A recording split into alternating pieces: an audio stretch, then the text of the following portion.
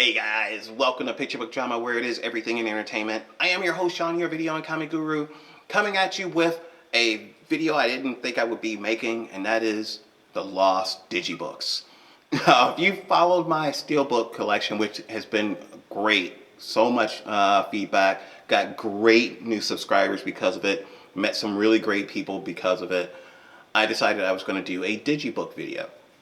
Now, I have, just like with the Steelbooks, didn't plan this out very well, because if you saw part one, which is up and will be in the links below, I didn't find all of them.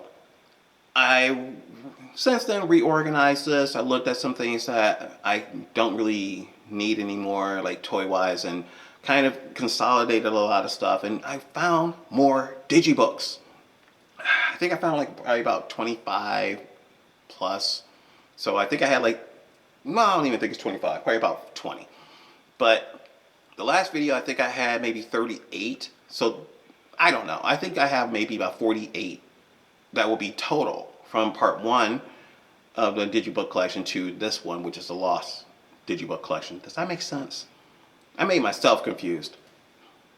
Anyway, I'm going to jump into it. I know so many times I always say I'm going to jump into it and I don't. Well, I'm going to jump right into it. First one I got is one I saw in the theater, and it's so near and dear to my heart, mainly because of one of the lead actors having passed away a few years ago. I did a video on it. That is Labyrinth. I did a tribute to David Bowie, which I got in a lot of trouble for with YouTube because obviously there was copyrights with the music, which kind of bugs me because I don't make money on these videos. I don't have enough subscribers. I don't have enough views to make money. So I'm not like monetized at all. They took that away from us a couple years ago, that if you don't have, you know, thousands of subscribers, thousands of views, you can't make money on this, which sucks because I actually did make money on YouTube when I first started. I can't anymore. Not until I'm in the thousands, so I'm not even worrying about it. At least this way I know I'm doing videos that I love, and then from your feedback, I can improve and do different videos. But this was so cool. This came out in like 84, 85, 86, I think. 86, I believe. I can't read on here. I don't have glasses on, so I can't really see the small print. But I did see this in the theater. This is before the internet. Yes, I know you kids have no idea what that is like, but the world was a lot simpler before the internet, and you didn't get spoiled on a lot of things. You know, nowadays movies get spoiled before they ever come out. Trailers tell you everything.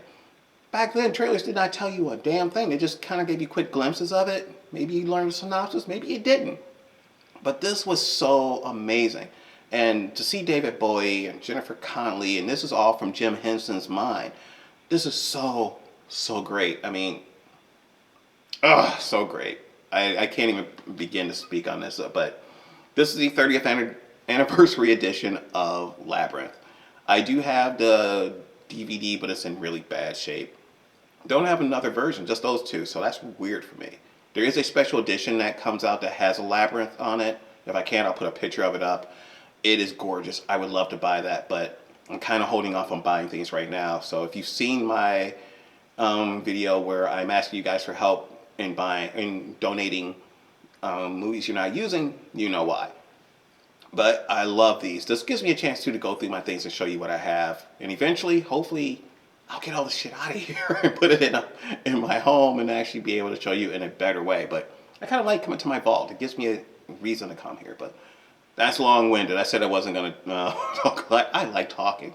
But that is Labyrinth. Next one I have is a movie that came out and left before you ever thought. And I only bought this because it was cheap.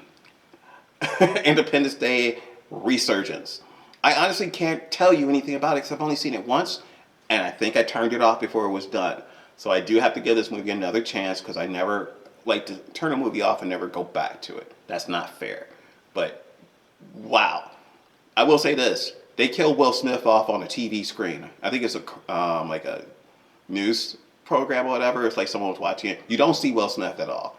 You don't. It's just hilarious. Yeah, that. But Jeff Goldblum and who else? Jeff Goldblum, Bill Pullman came back. Judd Hirsch came back. Judd Hirsch does not age. That man looks the same as he did when he did the first Independence Day. I don't know what the hell he's doing, but he just stopped aging. I think he died, and he's just still walking around. But this is cool. It comes with a 48-page Digi-Book. 48 pages.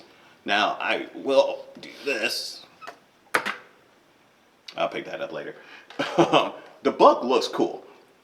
Now, one thing with Digi-Books is that if you open them up too far, they can crack and they can fall apart if they're not done well. But I mean, that just shows you just some of the things in there. I really liked the first Independence Day. I saw it when it came out on July 4th, I believe 1995.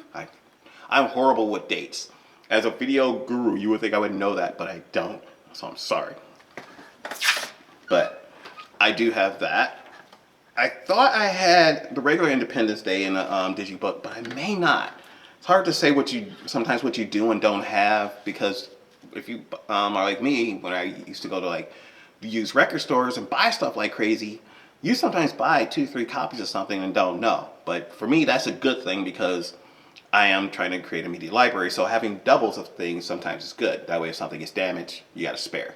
But that's Independence Day Resurgence. Crap. Next one is my all-time favorite horror film, Halloween. Now this one is the 35th anniversary edition. Probably the worst Digi-Book ever. Look at that. There ain't nothing to it. Nothing. Why? I mean, there's nothing on the back. That should tell you, but I love Halloween. So anytime I could get another version of Halloween, I am all for it. So you got that. This one is a 20th anniversary edition of one of the all-time greatest mobster movies ever. I don't know if you would call it, well, I guess a gangster, mobster, bad guy movie. That is Goodfellas. The 20th anniversary edition. Love this film. Joe Pesci, Ray Liotta, and of course you got Bobby De Niro. I was about to say Bobby, I'm not even going to say what I was going to say. Love the back of it. That's a really great image right there, but love this. I have so many copies of this. I have a steelbook, I have the regular DVD, I have a regular Blu-ray. I want every copy there is. I know there's special editions out. I want all of them, but love this movie. I don't think these guys have ever been that great. And yes, that includes Robert De Niro. One of my all-time favorite movies with him in it. Then you have one of the all-time greatest cult movies out there. A movie that did horribly in the theater when it came out. But as it got put on TV and through syndication, through rentals, it just blew up and became probably one of the greatest movies of all time. I will say that. It's definitely one of the greatest comedies. That is, and this is from, I want to make sure, the Coen brothers, The Big Lebowski. Now this one is a limited edition. I've seen this everywhere. I don't know why they call it a limited edition, but love this movie. This is really the movie that made Jeff Bridges a household name. You know, he's done a lot of things, but for younger audiences, this is the movie they know him from. Even when he got inducted into the Hollywood Walk of Fame, he dressed up as the dude.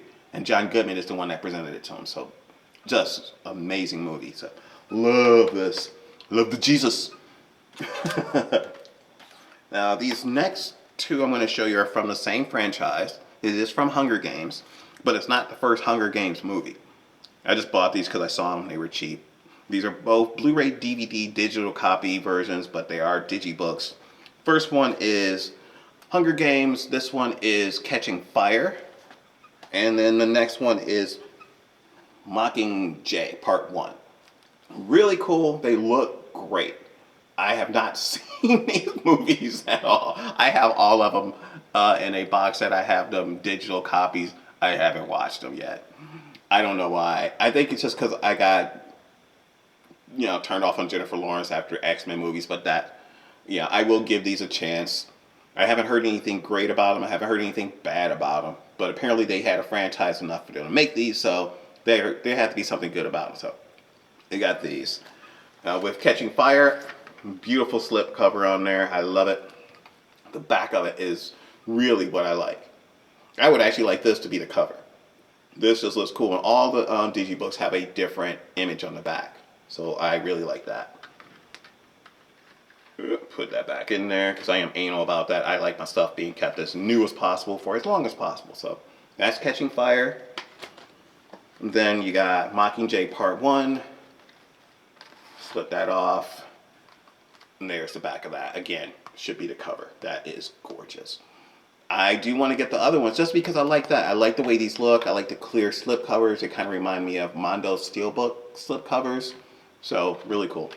I think I have a couple of Hunger Games in the Steelbook as well. And I'm positive I do. I just don't. I think it's just the regular first one, but you have that. And next is another series that is very similar to Hunger Games that I have digitally and never watched them. And I'm waiting to hear from you guys. Is this even worth watching? And that is Divergent. And then I also have the Insurgent. So I think this is part 1 and part 2. I don't know. Let me know. I will probably watch these sometime. I actually do plan on doing a video of female action stars. I'm just waiting to get some other stuff or borrow some movies from a friend of mine so I can have them, because I want to do Tomb Raider, Hunger Games, and the Divergent, Underworld. I guess I'll do and Resident Evil as well. So those would definitely be in that collection, because I do own all the movies for all those. But here are the Divergent series, part 1 and maybe part 2. Just like with the Hunger Games, has that beautiful slip cover, clear on there. I like the water effect that's down there. It's on here too, but it looks really cool. You got the back of it. So, I got them because they look good. I, again, hadn't heard anything good or bad about these until it got to the end. And let me know, did they actually do the last Divergent movie as a movie, or did they do it as a TV movie? Because I know that was one of the things they were talking about doing. And all the stars were like, we're not going to do it if you do it as a TV movie. They're like, finish it as a motion picture or don't do it at all. So I don't know if they finished it. I do know Miles Teller is in there, who has done some really great stuff. Fantastic Four not counting. But with Insurgent, another slipcover, shows you the back, it just tells you what's in it. But there is the front, and there is the back of it. Hopefully you'll be able to see it. These are really dark, but they look really good, because I'm a big fan of blue, so anything that has blue in it looks really cool to me. And you got blue right there, so it stands out for me. But again, haven't watched them. I will eventually. I just been lazy, and I haven't heard anything good or bad. Let me know. All right, halfway through it, I believe. Next we have 7 in the top 100 of greatest movies, in the top probably 25 of greatest horror films. This is so amazingly good. I cannot believe I did not see this in the theater. I don't know why. I'm explaining why I didn't see it in the theater, but Morgan Freeman, Brad Pitt, and you had, he's not even listed in there. He's basically blacklisted in cinema now. He played Lex Luthor. Oh my God, he was in the Usual Suspects. I can't remember his name. Wow. I hate when I have a brain fart like that. If I remember it and I have something in here that reminds me of it, I will say it or put it in the comment section. And you have the right to yell at me for it. For that. Kevin Spacey. Oh. This is what happens. I don't go on scripts. I just turn the camera on and talk. I used to do scripts and you just sound mechanical. But that's 7. Can't believe I forgot that. Next up we have what is a good movie, but it's definitely not a horror film. Even though it is based on a horror character, it's not horror in my eyes. It's just a good film. And that is Francis Ford Coppola's Bram Stoker's Dracula. Good movie. Definitely stayed close to the book, closer than a lot of other American-made and even a lot of the UK-made Dracula films, but it just fell flat. It's like there are certain things that you can do that's in a book that doesn't translate well to the big screen. I don't know. It was good. It wasn't great. You got Gary Oldman, Winona Ryder, Anthony Hopkins, and Keanu Reeves doing a horrible, horrible accent. Half the time he forgets he's supposed to do an accent. What? How do you make a film and not tell the actor your accent, please? You're getting paid a lot of money. Remember to do the fucking accent. But this one is, how the hell do I get this out of here? Oh, this is a weird one. I have to flip this up. And it opens like a book. This one is like super, super hard to open. You can hear it cracking. I hate that because I can look here and I can see that they kind of glued it in sections. So if you open it too much, it falls apart. I hate when they do that. But it is still a decent movie. I own it, on a lot of different formats. So obviously I must not hate it that much. Next one is, and I don't know why I still have, I know why I got it on there because it's going to rip it. Talking to myself, people. This one is Alien Covenant. It's alright.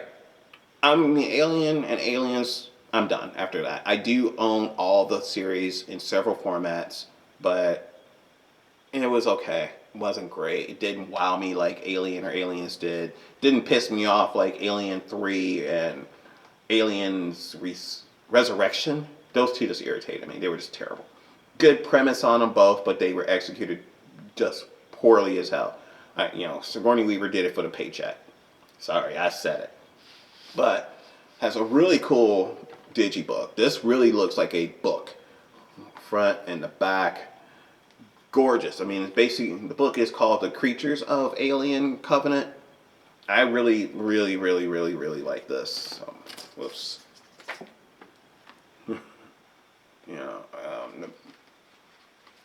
It looks good. It's a great book. It has such great detail on the movies, but I'll show you this one. It's really, the book is better than the movie. It's a hard thing to say and to be about like that, but it is. Everybody has their opinion on it. Some people think that it was done really well, and it wasn't filmed terribly. It's just a story. These are not prequels to the Alien franchise. These are actually sequels. These are after Alien Resurrection. So the first Alien, and I can't remember the name of that one, or of the newer ones you get, and then Covenant. They take place hundreds of years after Alien Resurrection. So when these came out, people thought they were prequels. They are not. These are meant to be after. So, we got that. And obviously I paid $20 for that. No, I didn't. I think I got that for half price. I got it for $10.99. Next up, I have a Crichton Collection Digi-Book. This is Eraserhead. I love Eraserhead. This is such a great movie. David Lynch is a weird-ass director, a weird-ass dude. Did one of my all-time favorite TV shows, Twin Peaks, which they are doing now on Decades. If you're here in Chicago, the channel's called Decades, like 26.6. They started from the beginning. They're in season 2, which is not as good as season 1, but season 1 dealt with the death of Laura Palmer, and you had Kyle MacLachlan in there, who just made the show. Without Kyle MacLachlan, it would not be as good. It would not be there. But also, it did have Peggy Lipton in it. May she rest in peace. She was in the Mob Squad, and then she was married to Quincy Jones. I think she had 2 kids with him. It's so bittersweet thinking about Twin Peaks, because when it came out and I saw Peggy Lipton, I was like, I knew her for something, and it was like Mod Squad. So right now they're actually doing a Mod Squad marathon on Decades right now, which is a Sunday, and it's I believe March 19th. So by the time you see this, it won't be on right now. But love this. Look at that. Oh, so great. That book is thick and comes out. It is a standalone book telling you about the making of it. I'm not going to, and I will say this throughout almost every time I show you one of these that has a book. Opening it will just destroy it if you try to show it on screen the way I am. Maybe if I had the camera further facing down, I could open it like this and show you, but go buy it. That's all I can tell you. It is worth it. It is worth every penny. I think this cost me almost $20 at Reckless Records. A lot of these that I have, I bought from Used video stores and Reckless Records is the first place I go to, because you can save yourself a lot of money. You know, when movies first come out, they're like $20, $30, $40. Be patient, you can get this at half price. And again, it's a Criterion Collection video, so I mean, how can you go wrong with that? Alright, I got 3 left. 3. They are all from the DCU or DC fuck you, however you want to call it, because when they first started, I thought this was going to be something along the lines of what Marvel was doing, where they're going to give each character their own movie, their own standalone movie, and then bring them together for Justice League. Now, in part 1, I showed you Justice League, Aquaman, Wonder Woman, Suicide Squad. I had those 4. Now, these 3 are the ones that came before that, the ones that helped build that world. First one being not Superman, but the Man of Steel. Love that. Plus you have this lenticular cover that has Superman, Zod. Really, really, really love this Digi-Book. It was a good movie, but not a great movie. It was like they kept trying to give you like this origin of Superman, but it was kind of like, here's some snippets of it, but Christopher Reeve is my Superman. Superman the movie is probably one of my all-time favorite movies, period. Mainly because, one, it was so perfect about the character. He was as if, and if you're a comic book fan, you'll understand this. It's like Kirk Swan's drawing come to life. Now, I've been reading comics since the late 70s, and from the minute I started reading comic books, especially Superman and Action Comics, Kirk Swan was the definitive Superman artist. No one else could touch Superman but him. Unless, of course, you were in Justice League or anything else. But in the Superman world, Superman and Action Comics was Kirk Swan. DC Comics Presents, that was different artists every issue. But Christopher Reeve just came to life as Superman for me. Henry Cavill hasn't reached that plateau for me because they haven't given him the opportunity. It is not the actor's fault. It is the writer's fault. It is the director's fault. Because he has not been given development. No matter what movie is like this, Batman v Superman, Justice League, you don't get a really good Superman because they don't focus on him long enough for you to get it. This is as much of a Superman you're going to get, and again, it's a weird origin. Because Paul Kent doesn't want him to be a superhero, he wants him to basically just be a regular kid. There's even a scene in here where there's a tornado, and now with all his powers, he could save everybody. Now I get it, he was just starting out, but Paul Kent goes to save these kids, played by, oh my God, let's see, again, my brain died. Kevin Costner. He played Paul Kent. He's in the middle, he's saving these kids from being stuck in a car, and the tornado's coming. And Clark and everybody else is watching, and Clark's about to go help him, and Paul's like, no, don't show what you can do. And the tornado just comes and takes his stupid ass on. What? He could have flipped and he could have just ran and took his ass to like the Kent farm. No one would have known what had happened. Oh, the tornado threw me that way. No one would have questioned it. This really makes a very different origin for Superman than what we have ever seen. Any other time, the parents, they know he has his powers, they want him to be careful. Don't show what you can do because obviously you will scare people. But in this one, it's like, no, don't even worry about using your powers because maybe they just don't deserve it. You know, and in a scene in there, he even asks his dad, you know, what, should I have let a bus full of kids die? And his dad actually says, maybe. What? That and the fact that he kills Zod. I'm sorry, I am a purist. Superman don't kill. He don't. You tell me he couldn't have, like, he had him by the neck. He could have flew out. But it is what it is. Next one is Batman v Superman. I actually did a video on this one when it first came out, so definitely check that out. I might remember to put that in a link. I never remember to put stuff in links, guys, so forgive me. But I did do a video on it, just look into some of my older stuff from back then. It actually did really well, thank you guys, where I went into detail and depth on this Digi-Book. So you got Batman, Superman. I'm not even sure if you can see it because this one is in a bag, so it's kind of hard to see. But it's a really cool Digi-Book. On the back, you have a nice not shown there because I have it kind of bagged up. Nice image of Wonder Woman. The best thing about this was the introduction of Ben Affleck as Batman and Gal Gadot as Wonder Woman. Superman again is pushed to the back burner. You get introduced to Jesse Eisenberg as Lex Luthor, and he's not even the original Lex Luthor. He's Lex Luthor Jr. So we don't even get a Lex Luthor in here. We get Jr., who is a little whiny bitch. The whole thing with him is stupid. So stupid. You know, Batman is a badass. Now, this is supposed to be a older Batman, like a Dark Knight Batman. So in that version, Batman does kill. As he's just like, fuck it. I'm tired of this. I'm going to put you down. You're going to stay down. So he doesn't have any notion to not kill you. And in this movie, he kills a lot of people. I mean, he's just blowing people up. The scene in the warehouse, though, is money. One of, if not the best Batman fight scene ever put on screen. Beats out anything Chris Nolan has done. This is on the line of like a Daredevil, Netflix Daredevil fight scene, or something you see on Arrow. It is so good. It's vicious. It's, you know, he's fighting multiple people using any and everything around him. That's Batman. Love this movie because of that. Story-wise, bringing Doomsday into it, you know, too soon. You're not invested in these characters enough.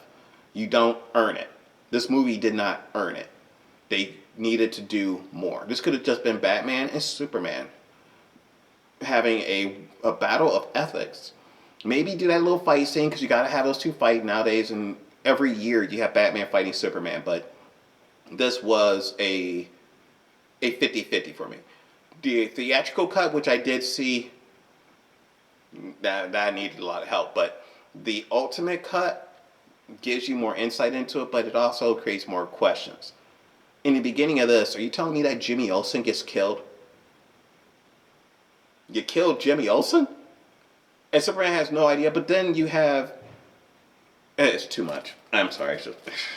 I could complain and about that all day long, but Ben Affleck is the greatest Batman ever put on screen. Now, by this time, you have seen my rant on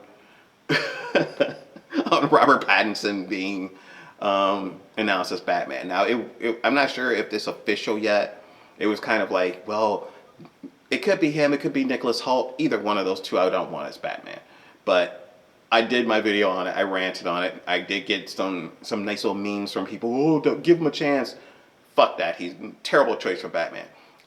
When it comes out, I could eat my words. And if so, I will do another video and say, hey, I was wrong. But nah.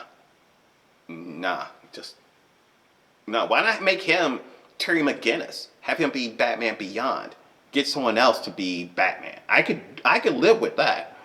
But having him as the Dark Knight, fuck that. It's not. I will never 100% be behind that until I actually see it in motion. People are like, oh, well, people thought about Michael Keaton. I didn't. Michael Keaton actually, to me, had that look that was, okay, I could see him being Batman, and it would make sense for him to put armor on because he's not a big guy. You know, Christian Bale's crazy, so he played a really good Batman. Some of the other ones, you know, I actually didn't mind Val Kilmer. He wasn't bad. They actually had some good scenes with him, just as Bruce Wayne and with Alfred solving the Riddler's clues. I like that. But last, definitely not least, is The Dark Knight Rises. This was actually one of the first Digi-Books I bought. I love this. This is so cool. It looks great. I will say probably my least favorite in the Chris Nolan series because it just leaves too many questions in there. I don't mind the ending. The ending is, to me, was pretty self-evident. Bruce Wayne went away with Selina Kyle. Dick Grayson took over. Dick Grayson, whose real middle name I believe was Robin, takes over as Batman. He doesn't become Robin. He doesn't become Nightwing. He becomes the Dark Knight. He gets the cave at the end. He is there. Why is that so confusing for people? I don't get it. But to have the movie be there where Bane is the antagonist through the whole movie, just so at the end Talia al Ghul could come in there and be like, no, no, I'm the mastermind, made him look like a bitch. Because throughout all of it, he's like, no one tells me what to do. I'm the man. You listen to me. Now it's like, oh no, it's not. You're her bitch. Didn't like that. But that's it. That's my Digi-Book collection. My lost Digi-Book collection. So I believe I'm at 48 right now. Yes, there are more. I haven't found them. When I find them, I will definitely show you guys. But till then, that's it. Let me know in the comment section what you guys think. Now, if you cannot hit me in that comment section, or if you want to see me on any other media sites, because I'm on Facebook, I'm on Twitter, Instagram, I'm at these sites right here. But remember, here at Picture Book Drama, it is everything in entertainment. I am your host, Sean, your video and comic guru. Thank you so much for all your support, guys. I will see you guys next time. Peace.